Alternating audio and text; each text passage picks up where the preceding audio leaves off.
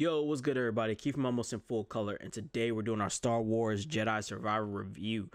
I am very happy to say that I am very happy with this game. There are some blemishes, and we're going to get to that, but I just want to say anyone who enjoyed Star Wars Fallen Order, if you enjoyed that game, this game definitely pushes the envelope in the right way.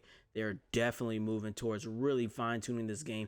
It is so close to, I feel like, being the most complete version of itself. Again, there are some blemishes and some setbacks, but overall, man, oh man, this game really does what I was looking forward to do, and I couldn't be more thrilled about this purchase I made. So I actually want to start off with the story. For those who are not familiar with the Star Wars mythos, especially of that of the Jedi, the story of the Jedi a lot is about light versus dark. How is it that I, a person who stands within the light, kind of walks that noble path, if you will, how do I keep away from, being immoral or making unethical decisions? How do I keep that stuff at bay, especially when those actions or these things that I could do would definitely benefit me in a way, but maybe hurt somebody else in the process? How do I keep my soul pure, as they say? And that's why the Jedi's always have to train in their minds, train, not only be physically strong, but have a strong mental fortitude as well. Now, this story has been told throughout the Star Wars universe time and time again. So, how do you keep telling that story, but at the same time keep it fresh, keep it engaging, keep you, just into it, not have you tune out? And we knew that these writers were on roids with the first game. When the first game, Fallen Order, was so good and people loved that story so much, it got adopted into the Star Wars canon and is potentially going to get a live action. So we already knew, hey, you guys are dope, and now you got to come meet that bar again. And that's oftentimes very difficult for any writer of anything. And they definitely met that bar, and they definitely pushed that bar in a positive way. And that bar not only was pushed in the writing world, but in the voice acting world. Man, this is knockout performances. This is that stuff like when you play from these devs and these people who put this package together. It's these voice actors and this voice acting team that really put other teams on. I noticed that, like, when you do that. So big kudos to the voice acting team, man. Comedy, they really leaned into comedy, man. The droids are hilarious. So the droids had me laughing. My sides were hurting at one point with the droids. I had to pause the game. Just genuine laughter came from me from playing this game, from the droids specifically. Grease is funny as well. A lot of good banter going back and forth between the characters from developing that rapport from Fallen Order, and that's carrying over. So you got personality types, character development. Man, the voice actors really delivered to give you that feeling. And I couldn't be happier with the voice acting and the story. Hats off to you all on those fronts. Visually, this game is stunning. I played it on performance mode. However, I did play it on quality mode as well, just here and there. But good God, man, this game is beautiful. The worlds, man, they are expansive. They are great to. It's just so much fun. Like, just looking, so many great shots you can get, so many great pictures and photos you can take in this, if that's something that you're into. From the topography to the ecosystems that exist within the game. One thing I want to touch on, and I'll embellish more on this in the gameplay side, but there is one ad. I heard something crawling and I panned my camera and then I couldn't really see anything. And then I turned back and looked, and then I saw it crawl for a second, and when I looked at it, it stopped crawling. And I was like, yo, that's crazy. This thing is actually like a Boo from Mario, but when I don't look at it, it tries to get an angle on me. But when I look at it, it kind of plays its distance. Now, that's not for all. That was this specific enemy type. So it's also nice just to see, hey, some enemies will actually just try to hunt you. And if you're not careful, they will get the drop on you. Whereas other enemies, they will just pull up on you. So it was very nice to see a variety in ads and how they approach you in combat. It's something I truly enjoy and I truly love to see within games and development. And since I've already jumped into some of the gameplay, I guess we'll just stay here. So first and foremost, customization is amazing. You can customize Cal, not only Cal, but your lightsaber. And there are so many different lightsaber parts to find to make your own lightsaber. And not only that, but you can color scheme it. As you see in the background, I got this purple and gold that I was working on. You know what I'm saying? Them LSU colors. You know, I figured, hey, championships, let's make a championship lightsaber, all right? So I absolutely love how you got to do what you wanted to do and kind of really feel like Cal is your character in a way. It's not a character that you created, but you know, you can customize them to kind of be the way that you would, you know, want your Jedi to be. And not only in, you know, his hair or his outfit, but in his lightsaber too. And as well as BD1, your companion that's with you all the time. From there, a new thing was added, which was referred to as perks. So you can get perk slots and you can equip perks. So you find them, you can buy them from special vendors, and that was a really nice added touch that I did like. It was one of the things I was looking for within the game to kind of take something to take Fallen Order and like kind of push it up. You know, make this customization thing a little bit more customized. You know what I mean? Like if you're a Jedi and you know you have a skill set, like what is your skill set? And that's where the perks I feel like come in and they really help. They allow you to kind of take your gameplay and really elevate it through, you know, hey, I'm a force user. I like using my force powers. I'm going to equip perks that help me play to my force powers. Very awesome system, easy to use system. Absolutely love it. The skill tree has been expanded upon, and again, you just love to see it from your base lightsaber to your resilience to your other styles that you get.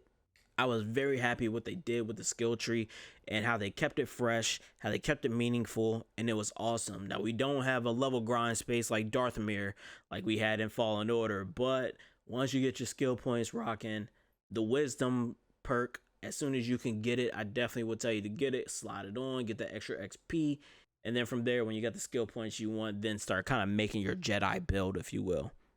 Traversal in these worlds feels very great as well.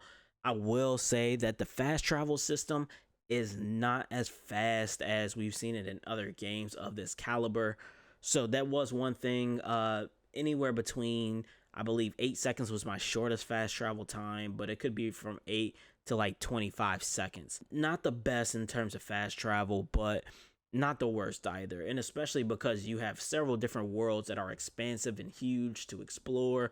I kind of understand why the fast travel takes a little bit, and at the end of the day, you're still gonna get there way faster when you have to travel across the whole map. So it's just one of those first world problems. Now, another area I wish they kind of pushed a little bit more forward on, you can customize your lightsaber, and that is absolutely awesome, but I wish that some of these lightsaber parts came with some innate perks or something to that effect, you know, like a +1 on parry timing, or you know, if you use the hermit style, it's more parry damage, you know, something to that effect. Or you know, if you had the Jaro Tapal set, which is what you start with, but maybe it's, you know, increased stamina, something that kind of makes each lightsaber style something where it's like, hey, if you use this lightsaber set, it gives you this perk.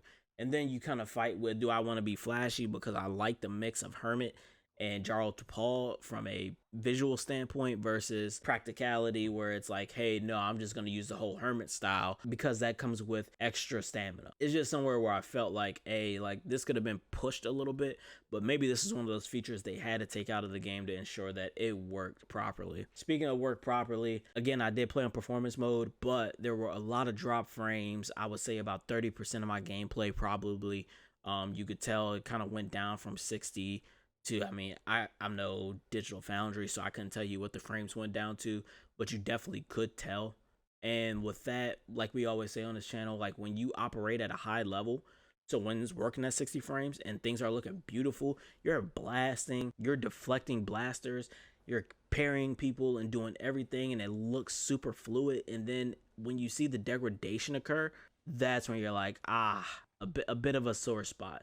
So it's not that the drop frames, like, it's not the game looks bad when the frames drop, like in those moments, if you will, right? When you go from one to the other, is just one of those things. So I do wish they maybe, you know, targeted like 50 frames, like and try to like cap out or something. Again, I know everyone loves 60 and everyone tries to please everyone, but you know, it just doesn't always work. And I feel like maybe just targeting a more stable frame rate would have very much benefited the performance on the PS5 at least. I know PC is also having problems, And right now they are sending out codes to people on PC, and those codes contain skins and other items, in-game items, to say sorry for some of the performance issues. Hopefully us PS5 users get it too.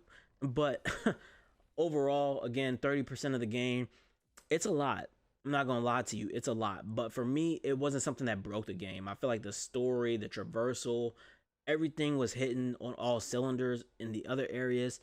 So this one to me, yeah, it sucks a little bit, but at the end of the day, you know, it's something I definitely can live with. And hopefully a patch comes out soon, a stabilization patch, where something is done to maybe help that experience out. I do intend on doing a new game plus, because I'm kind of doing a dual wheel right now. That's kind of my jam, and I definitely would love to go back through the game with different styles and just see how I feel, like what's the best style, what are the best perks to have on. So it's definitely something I'm looking to do. Speaking of which, I play this on Jedi Master. You really gotta learn to parry with this. All right, you just can't be just walking in there doing whatever. So Jedi Master is what I play this on. It definitely offers some combat challenge for you. Be aware it is challenging. Jedi Knight, I would say, is a good difficulty. However, you do deal a ton of damage. Like you just destroy people. So that's what I started the game on, and then I was like, I feel like I'm just destroying too much, so let me up it. And that's why I went to Jedi Master. And then on my new game plus, I'll run on Jedi Grandmaster.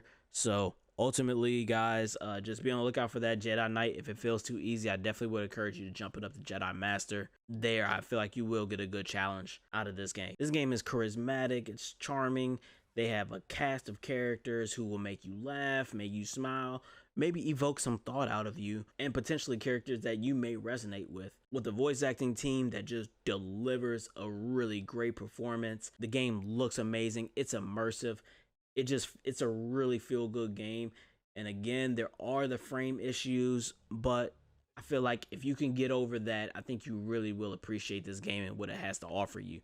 I definitely would say this is a must buy if you're a fan of that Jedi Fallen Order, or just games where you have a lightsaber. You know, if you want to have a lightsaber, this is definitely a game to have with that. And again, hopefully they patch this soon to maybe make the game a little bit more stable, to offer a better experience throughout the game. But that's going to do it for this one, you all. Thank you for tuning in. Let me know what you think of Jedi Survivor in the comments below, man. I'd love to see what everybody is feeling right now, as I see a lot of mixed reviews out there. So I'm always down to talk about things like this. So, yo, hit us up in the comments. As usual, thank you all for tuning in. I appreciate you. Peace, be easy, be blessed.